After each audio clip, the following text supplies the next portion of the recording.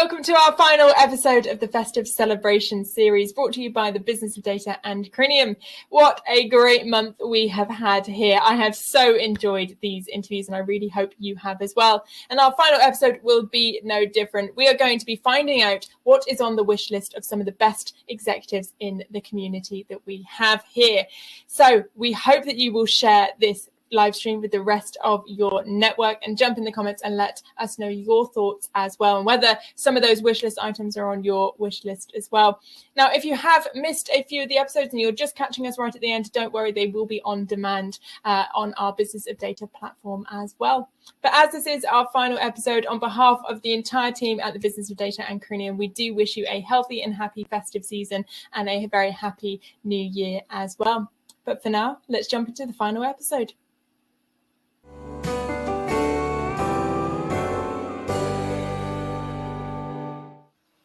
Di, lovely to see you. How are you doing? Hey, Kat, all good here. Countdown to Christmas. Very excited to be meeting with you. Well, of course. And I mean, the last time we got together was in person, which sounds weird to say. Lovely to see you again virtually.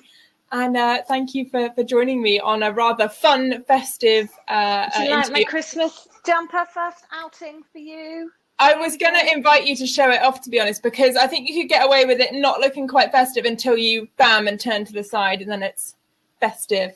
Love it. Of course, I love it. Awesome. Well, I want to ask you my first question, which I feel like I'm going to know some of the answers to, given that I've been able to follow your journey this year. But I mean, give me the highlights reel. What was 2021 like for you? How's your year been? It's been a stonker. I mean, I cannot lie, I am quite tired. I think it's going to be a lollop to the end of the year. There's no graceful gliding going on here, but we've built up our data and AI community at WPP. We've hosted some brilliant webinars.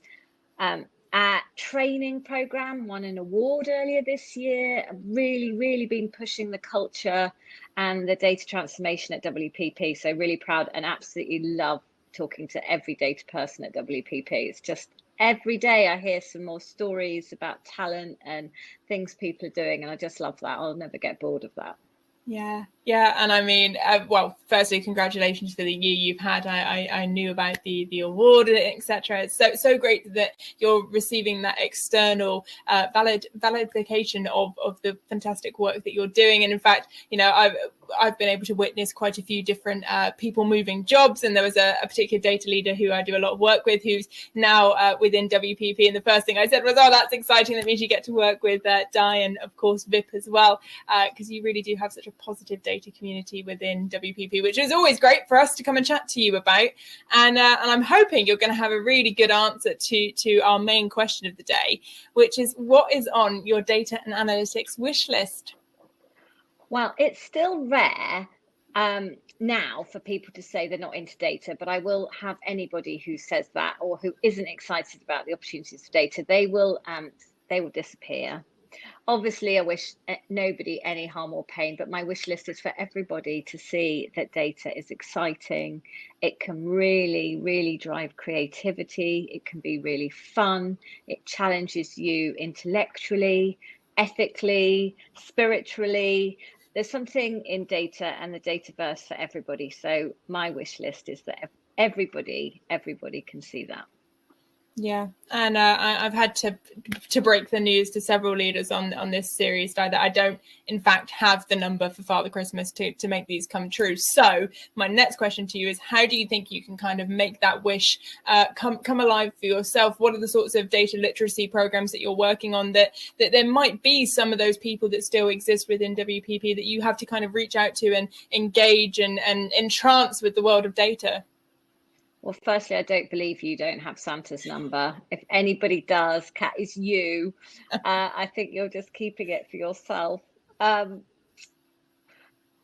think next year it's just finding what excites people, and that is such an interesting challenge. So we just make sure the content and the community activities we're doing talks about different subjects. We've got a session next week on dogvertising and doing personalised digital out of home for pets.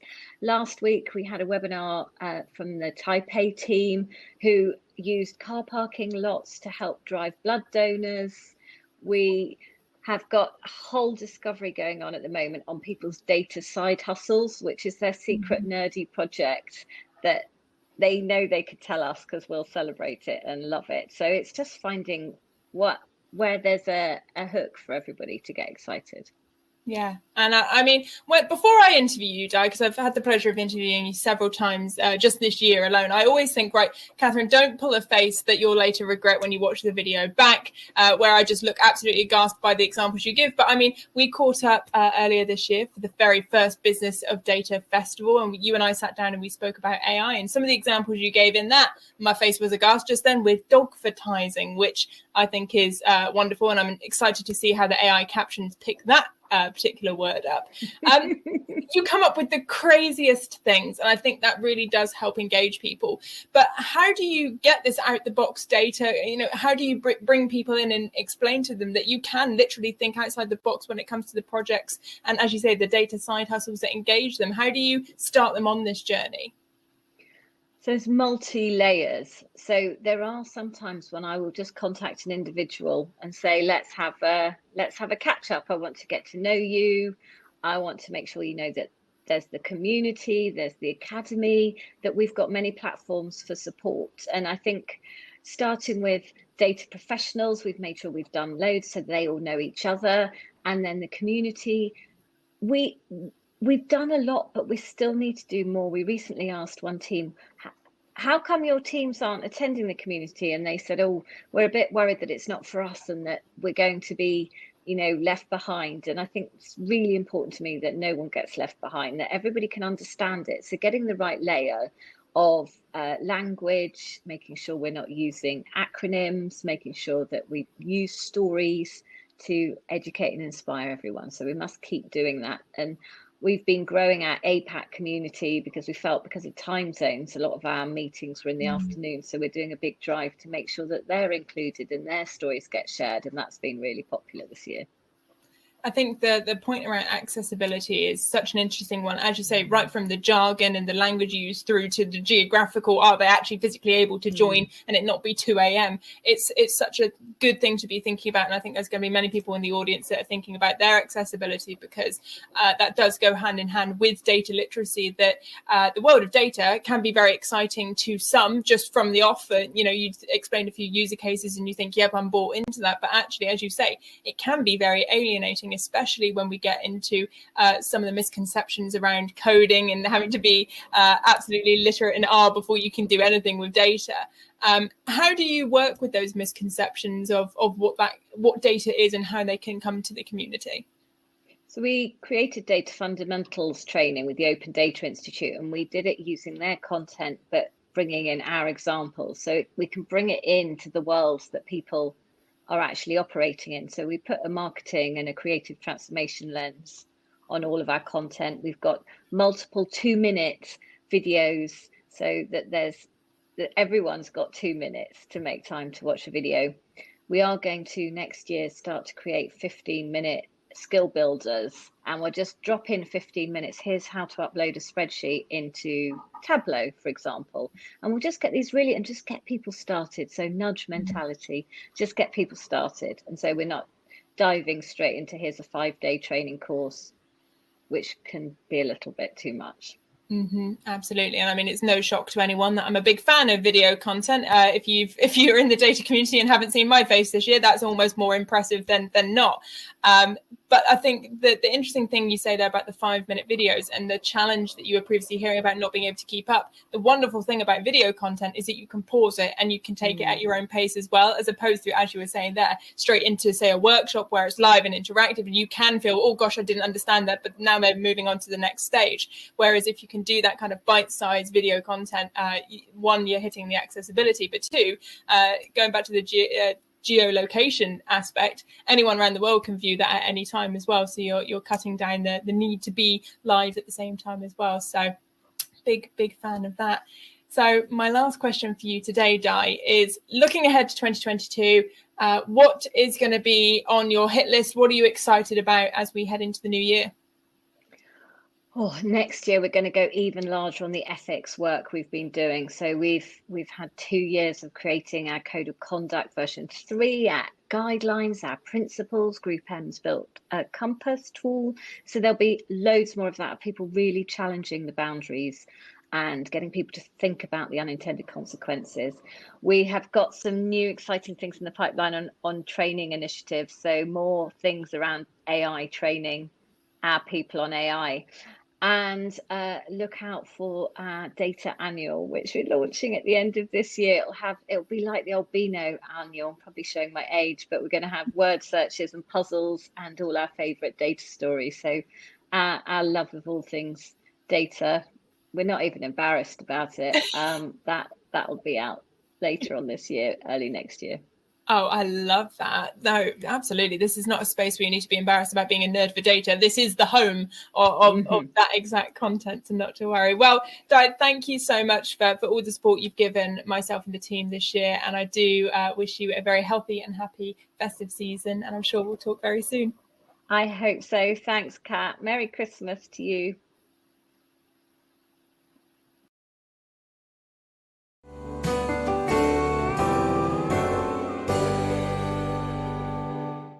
Gabriele, lovely to see you. How are you doing today? Great, thank you. Thank you, Catherine, for having me here today. You are most welcome. And what a wonderful Christmas tree you have up behind you. Yeah, that costed us a lot of work, but I have a very good helper here in my family. My wife is the Christmas fan #1, so this is one of our traditions, and we work hard on it. Thank you. Thank you I love that. Brilliant. Well, I've got a few questions for you today as part of our festive celebration series. The first of which, I'd like to know, how was your last year? Well, I mean, close to year's end, you make, I don't know, you check the plus and the minuses. I think it was a great year altogether. After the previous year of pandemics, so this year went pretty better, I would say, in terms of work, at least, in the sense that all our team learned how to work from remote and to be more efficient, despite these difficult situations. I think there was also a moment of excitement this summer when we all found out we could come back to work, vaccinated, unvaccinated, tested, whatever. So things improved quite a bit. Now I have to say that closing to the end of the year, things are a bit more cloudy, so I'm a bit more sad. Basically, winter is coming. The situation here in Germany is not looking so well. This period in the year is taking away this big excitement that I had over and over 2021. But all in all, it's been a good year. Yeah, I'm glad all in all it's been a really good year for you. And I think it really sets the tone for so many leaders in the data analytics space, right? That you can be fully operational, everyone's out of lockdown, people are back in the office, and then 1 minute you're then back into a more lockdown situation, or there's more restrictions, and being agile and able to deal with that has been a big challenge for so many people. So I'm sorry to hear that Germany is in a more lockdown or towards that kind of direction at the moment. But we're making the best out of it. I think that really, I have to praise the team. It's a wonderful team at Volkswagen. I think the colleagues have really been able to work despite the very difficult situation. And some cases, we even found processes and ways of working together that are even more efficient than when we were sitting close with each other in the same office. So I think that despite the circumstances, this has brought still some improvements, right? So we fought together, and I think we found our way through it, and we are still functional, working very well, and still having fun working together. So this is, for me, the most important thing. I mean, from all the content that we've developed together with others, I think if there's one kind of key word that I can sum up the year with is resilient. And I think you and your team have just shown that through and through. And like you said, being able to discover things that you wouldn't have been able to discover if you weren't put in this situation about efficiencies, innovations, ways of working. So I'm glad you're able to see kind of the silver lining. I think that's so important as well. But of course, my big question I've got for you today, Gabriele, is what is on your data and analytics wish list?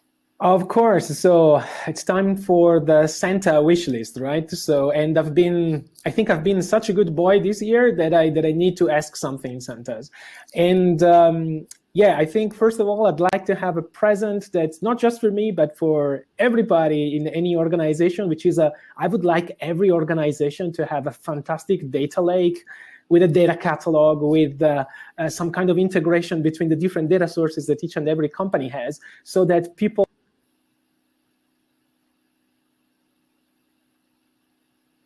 bring together even more, I don't know, invention and advancement in their companies by analyzing data, using machine learning, using artificial intelligence on this big pot of data all together and combine them to find out new things. That for me would be a fantastic present for the next year. And would be a present for everybody. If I look at myself only, and I'd be a bit more selfish and I'll try to get a present for myself, well, I'd love Santa to bring me a quantum computer under my desk, because this is the thing that I'm looking into right now together with a few colleagues in the Volkswagen group. And it would be amazing to have one of these new machines next year, to have the hardware so advanced that we could use, I don't know, 40, 50 fault tolerant qubits so that we can calculate new optimization problems. We can be even more efficient in the way that we optimize our production or traffic flow or any other kind of study that we are now doing at the Volkswagen Group, thanks to these seminal machines that are now in the research phase, but probably in the future will be much more advanced and much more usable. So yeah, maybe Santa can use some of his magic in order to bring me this advancement and help us doing something more. Well, my initial question is, how good do you think you've been? Goodness me, a quantum computer. And I mean, I know you gave some examples there, but I mean, I know from chatting to you previously, Gabriele, you're extremely excited about this new area. I mean, what keeps you so excited about it? What are the kind of highlights, as it were? Yeah, so, well, it's of course a new technology. It's in the research phase, but quantum computing is like a new way of addressing how computers work. So basically, these new machines use, how can I say, so quantum effects, so effects that are a proper of tiny, tiny particles that are not observable in the macroscopic space, in order to perform some calculations. And it's very complex from the physics perspective and from the hardware manufacturing perspective, but for a user perspective, it's a bit more understandable. So the idea why I'm so excited as a user or as a potential user of this technology is that with quantum computers, you have the possibility to perform probabilistic calculations in a much more efficient way than what you can do with classical computers. So if we can try to simplify it, with a quantum computer, you can take a very complex combinatorial problem, like an optimization problems, and there are many in industry that have multiple possible solutions, and you want always to get the best one. And the quantum computer can work as such to study or to calculate, I would say, the probability of the best configuration at a speed or a promised speed that could be much higher than the classical computers that we have at hand right now, or at least this is the promise of this technology, because there are some special algorithms that can be run only on these specific machines that would make some kind of calculations a bit faster when the hardware is there. So this is what makes me super excited. What makes me a bit more, how can I say, careful is that the hardware, of course, is still in the research phase. There are lots of companies working on it, but the hardware that we have at hand right now is not at a level of maturity yet to enable us to reap the benefits of these old ideas. It's something that will probably happen in the next 5-10 years, but it's worth looking at this technology right now to make sure that each and every company that has optimization problems in the area of material sciences, or complex machine learning models that would require some particular types of optimizations, could learn how this new technology could be valuable to them in order to improve what they do so far. So this is what we're doing at the Volkswagen Group, or I do personally with my colleagues, and it's amazing. So when you interview someone, Gabriele, there's a special moment where you see a little twinkle in their eye and you know that they're speaking from their heart, they're speaking from their passion. And goodness me, can I not feel that right now? And I'm sure the audience can share that with you. Such exciting and so amazing, right? Let's just take a moment to say that it's so amazing that you're working on something you so truly care about. And I mean, that passion is just infectious. So thank you for sharing that with us today. Yeah. And the last question I've got for you is, as you look ahead to 2022, obviously I know you're going into it with a lot of love and passion, but what are the big things that you're going to be thinking about as you head into the new year?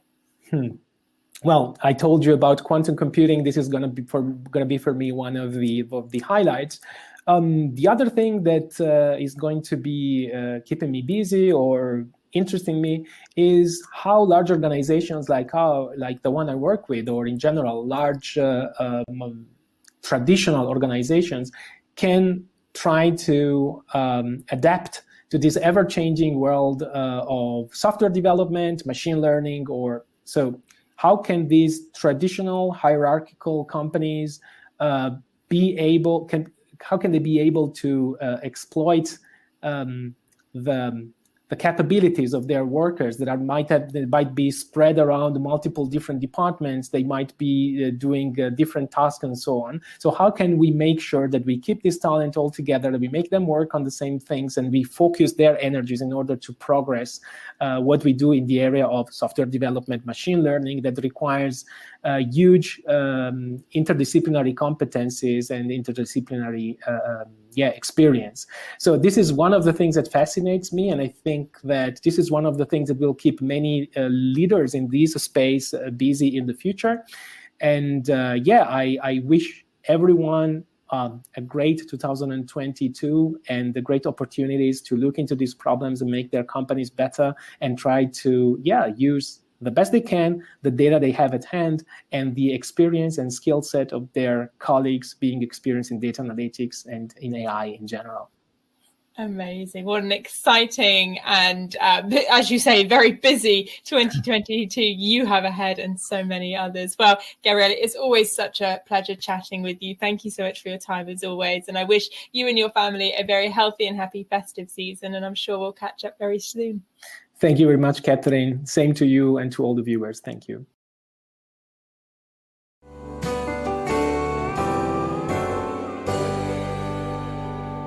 Jordan, lovely to see you. How are you doing today? I'm well, Kat. How are you? I am doing good. Thank you very much. And thank you for joining me. Our last project of the year. Obviously, you've been an advisory board member and have been involved in lots of projects over the year. I thought this would be a nice thing for us to end on. I'm really looking forward to some of your responses for the questions I've got for you. The first question is, how's your year been? Great. My wife and I welcomed our second daughter, so that was exciting. And have had the opportunity to work at MIT and start to understand what I should be doing there. So that's been a lot of fun. And that's it. Otherwise, taking things day by day. I love that. I love that. Both personal and professional growth. How wonderful for you. And I mean, the main question and thing we're going to talk about today, Jordan, is what is on your data and analytics wish list? Yeah, for me, the analytics applications and use cases that I've lately been most excited about involve the linking or the marriage of internal data with external data. So I was looking at a project last night involving construction equipment. So think vehicles that you place at a construction site.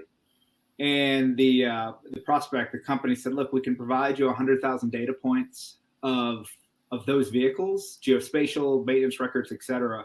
Can you then link them up with future projected construction starts, housing starts, economic growth? And to me, the most exciting thing right now on data and analytics is leveraging proprietary, confidential, company-owned data, and then being very clever with what exists out in the world to then produce a better prediction or prescriptive algorithm to help guide a business.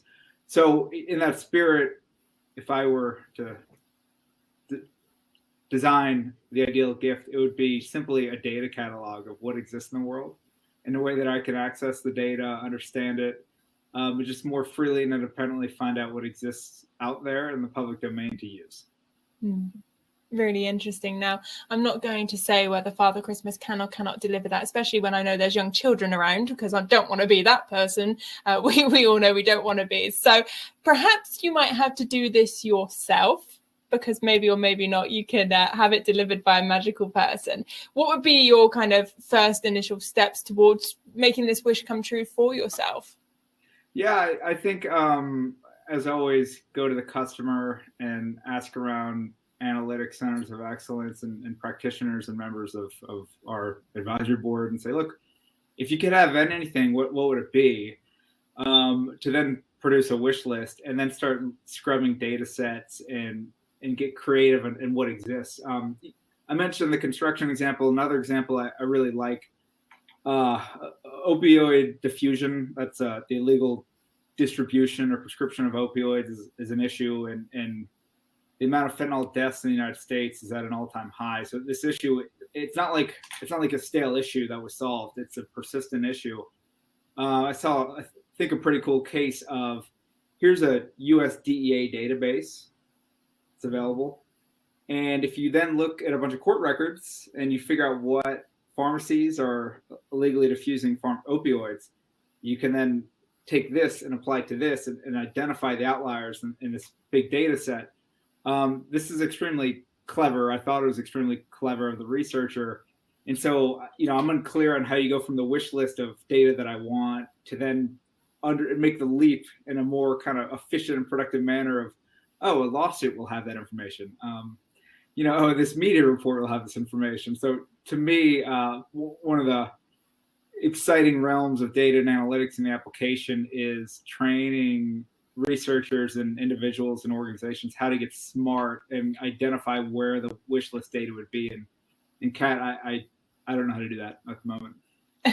Well, a good challenge to have in mind. And actually, it's interesting you bring up the opioid crisis, because this was a topic that we covered on the Business of Data podcast. I was joined by Carlos Rivero, who's the Chief Data Officer for the Commonwealth of Virginia. And they've been doing some incredible work with data to solve these big challenges. So it's interesting that you bring up that example as well, because it's being tackled on multiple fronts. And I think this is the power of data analytics, right? And I know from your work in MIT, you get to work with students who go into lots of organizations, lots of challenges, not just in obviously the corporate space. I know you will have had students who've now gone into the world of nonprofit and public sector as well, which is incredibly rewarding. And I mean, for you, Jordan, you mentioned the opioid crisis. Are there any other examples that kind of give you inspiration, that gets you excited about data analytics and the work you do? Yeah, I'm very excited about one topic. I'm not doing anything about it other than just thinking. But U.S. politics is currently a global thing. I know you across the pond are interested to understand what we're doing over here, as it seems we just can't get our democracy functioning in an appropriate manner. Understand? I am really fascinated by ranked voting. I'm also fascinated by the use of randomization to do districting. So there's a lot of accusations from both political parties about gerrymandering, which I think the term in itself carries a negative connotation. It just means drawing the lines for partisan benefit. I personally think there's an easy fix. I do. I think it involves adding a degree of randomization to the districting that's done every 10 years and then more granularly and narrowly. So I see the U.S. political system as being in a confused state right now. And I think between ranked voting and potentially district drawing with a randomized element to it, I think there are two, simple analytics fixes. I don't think that the actual implementation or the convincing is simple, but I think the math fortunately exists for all of us if we wanted to go down those two paths to potentially help restore trust and harmony in the U.S. political system. Really very interesting. Now, I mentioned Carlos's podcast, but you actually also joined me on the podcast this year as well. We're talking all about AI and ethics as well, a really interesting topic for you. And I mean, since we spoke on the podcast, how has that area grown from you as well? Have you managed to continue kind of developing your thoughts in this space? Yeah, I think the most recent development, I'm fairly excited about this. I think 3 weeks ago, I ran a live course at MIT with about 75 students. And we leveraged the coursework that you and I discussed. And there are two promising elements that I think are interesting to discuss. The first is we ran a flipped classroom. So 2 days were asynchronous and were videos and based on modules that we built, which are generally accessible. And then the students came in on a Friday, and their homework was to go through each of 5 cases and see the identification of a bias issue and then a fix and a solve. And then think through in their personal examples how they have seen a similar issue in the broader society, and then discuss it. And so the first element was the flipped classroom, which I thought was interesting, which was 2 days of video. The second interesting element was the students then came in and just freely talked about the issues that they saw. And rather than just identify the issue, we asked them to think about how they could structure that problem into one of the 5 cases and solutions that we provided. I thought it was a productive use of 3 hours with 70 students. I was a little nervous walking in because we hadn't run the course content and it's highly sensitive, but it went fairly well. And thus I'm quite hopeful that, analytical methods can provide some structure around some pretty tough societal issues. Absolutely. And I know there's going to be audience members watching today. So excited to hear that 70 students have gone through some education around ethics, because it's such demand at the moment as to how we can improve and make sure we're constantly being safe and ethical in our data analytics world. Because especially for those in non-regulated environments, there's still a lot of grey space. It's not a black and white discussion. So really exciting that this education is starting and growing. So my final question for you today, Jordan, is looking forward to 2022. What are you thinking about as we head into the new year? Yeah, so it's November. Structurally, at this time of the year, I start to think about January, when I have 64 students at MIT to link up with 30 plus companies. And January, I think 13th, January 14th, we actually start matching the companies with the students and their projects. So I am thinking deeply about our sponsoring host companies' problem statements. I love them. Some are quite fascinating. Some can be very specific in about channel growth and manufacturing plant productivity, and some can be more broad and ambitious in how to train a machine to read quarterly or annual reports to predict company profit and success over the upcoming quarter. So right now, this is somewhat tactical. I think you were looking for, a bigger picture of 2022, but I'm really focused on January and getting a number of companies matched with some students and laying the groundwork for a fun 9 months of research and collaboration. Love that. Research and collaboration, something I know all of our audience can get behind as a passion area. Well, Jordan, thank you so much for the last year. Thank you for joining me today. And I do wish you a healthy and happy festive season. And I'm sure we'll catch up very soon. Thank you, Kat, and the same to you and all of our viewers and fellow advisors.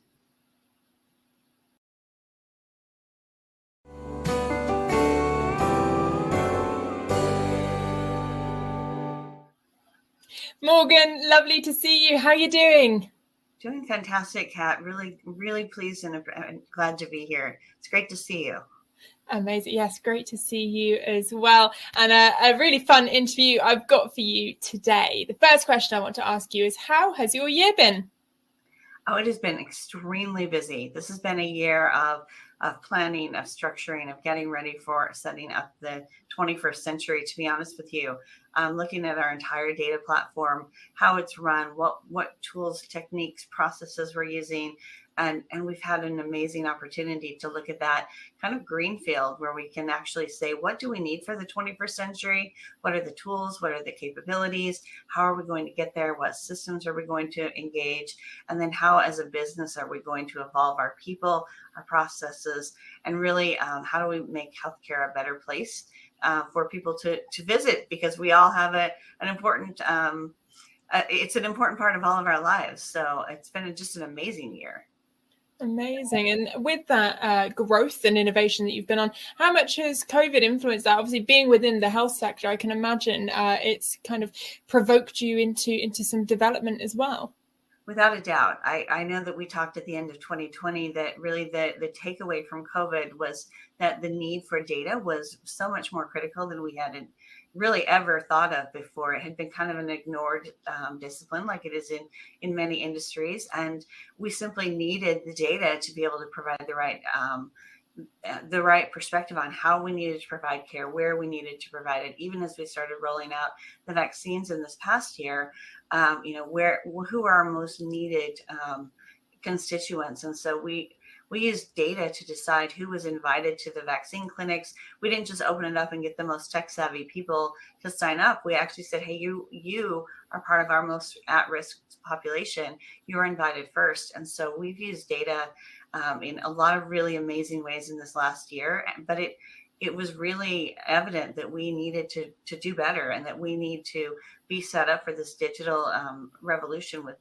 within every industry, but especially in healthcare. 100%. And I mean, the main question I've got for you today, Morgan, is what is on your data analytics wish list? Oh, there are so many things. When you asked me that question, I thought, wow, what would be my number one wish for data? I think that the consistency of data is probably my number one wish.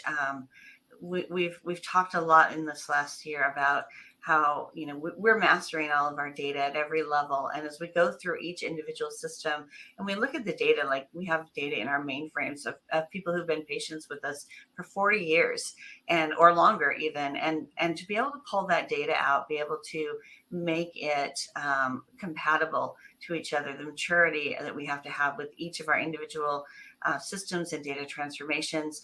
It's not easy. It's an entire suite of tools.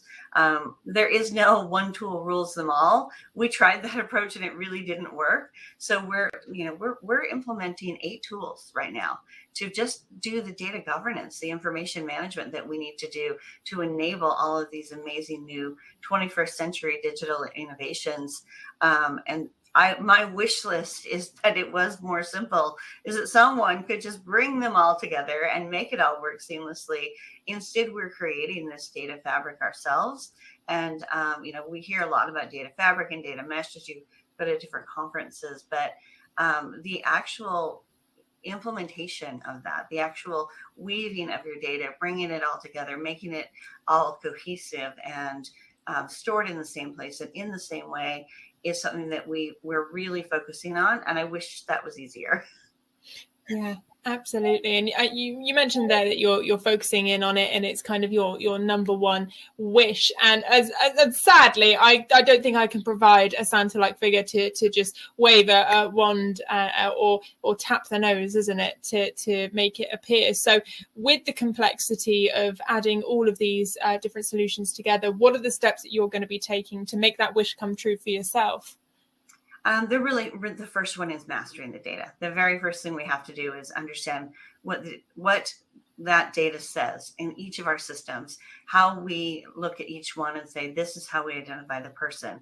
This is how we identify a duplicate. What are our match and merge rules and survivorship? But the biggest piece of that is not the technology, because that's easy enough to do. I mean, we can write the rules, we can implement them, but there's always that level of, is this a correct match or a correct merge, or should we separate these records, or should we put them together? And that involves people. And so getting data stewards engaged in the work that we have to do and helping them understand the value and the importance of the time that they're spending has probably been the hardest struggle of all. Mm-hmm. Easy enough, as I said, to just, it's 8 tools, but it's still just 8 tools. But, I've got 78 data stewards that I have to get time on their calendar, and their job needs to include a success metric to actually be able to do that work. And so from a top-down perspective, we're actually sharing the message as we speak that in 2022 they will have a personal performance goal around stewarding their own data and keeping it clean and engaging with data governance. And so that's going to be a huge change in 22 for us. Oh wow, that's really really incredibly interesting to actually have that metric against them. That's incredibly interesting. Now, you are a regular member of our clubhouse room, our Business of Data Power Hour, which happens every Friday. And I know from that you're a big fan of timelines, of being able to suggest years and kind of giving a length to a project that's very realistic. Because I think something we've heard throughout these interviews and so much more content here at the Business of Data is that there can be a bit of an expectation that, kind of bang and the problem's solved. So in what we're talking about right now, what sort of length would you give this sort of project? Are we talking months, years? What are you expecting? Depending on which phase of the project, we're looking 3 to 5 years. So 3 years to have the base foundation fully populated, and another 2 years to really get any of the outliers, the additional, little, I say little odds and ends really, but we're focusing first on our member and patient data because that's the most important thing for us to make sure that we're providing the right care. And as we're looking at that, that's going to be 1.5 years just for member data. I mean, we have probably 30 different systems across our enterprise that collect that kind of information. They all need to align. And so that's step number one. And we're looking at this implementation from the perspective of one system at a time, as opposed to one tool at a time. So we're not just, implementing a tool all the way across. We're taking a system, we're ensuring that it has that full capability, and then moving to the next system and identifying which capabilities it either enables or that we need to apply to it, and system by system going throughout our enterprise, identifying where the information is, how we need to curate it, how we can bring it into our cloud native environment, how do we get it engaged, the data itself in the system, in that holistic picture of our data fabric that we're building. Amazing. Absolutely amazing. And my final question for you today, Morgan, is as you're looking towards 2022, it's getting ever so close now. What are you going to be thinking about as you head into the new year? I think that 22 is going to offer a very dramatic change again. 2020, we kind of locked down from COVID. 2021, we came up with vaccines and ways to re-enter society. And I think that in 2022, we're going to have a more data-driven perspective on health and how COVID has impacted us as a society. And I believe that we'll continue to open up more, and we'll have better treatment options and better ways of making it safe and healthy for people to be out in the world. But that is so much of that is driven by data. So much of that is it's a data centric, data critical function, and really getting an interoperability framework so that we have some way of sharing that information.